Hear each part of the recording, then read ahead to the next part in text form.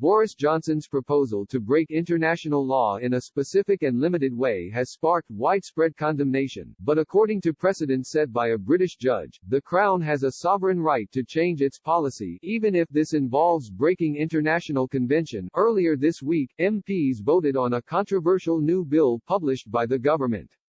The UK is currently in a transition period that keeps it bound to the EU's rules until December 31.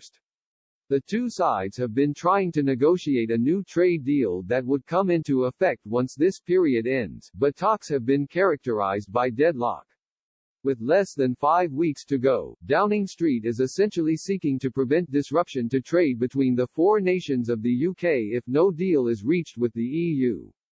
The government described the Internal Market Bill as a vital legal safety net.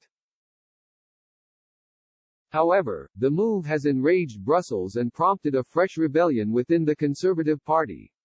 European Commission President Ursula von der Leyen has set Prime Minister Boris Johnson a 3-week deadline to ditch his plans or face financial and trade sanctions. Speaking in Brussels, Ms. von der Leyen said, "This withdrawal agreement took 3 years to negotiate and we worked relentlessly on it, line by line, word by word.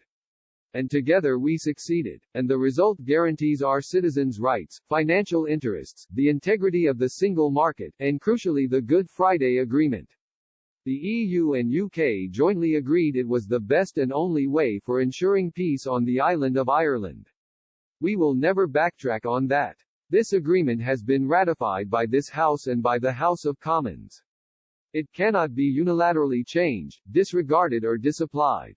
This is a matter of law and trust and good faith." While it is true that if Mr. Johnson goes ahead with his plan, Britain would essentially break international law, according to Stephen Barrett, a commercial chancery barrister, the country can do so as the Crown has a sovereign right to change its policy.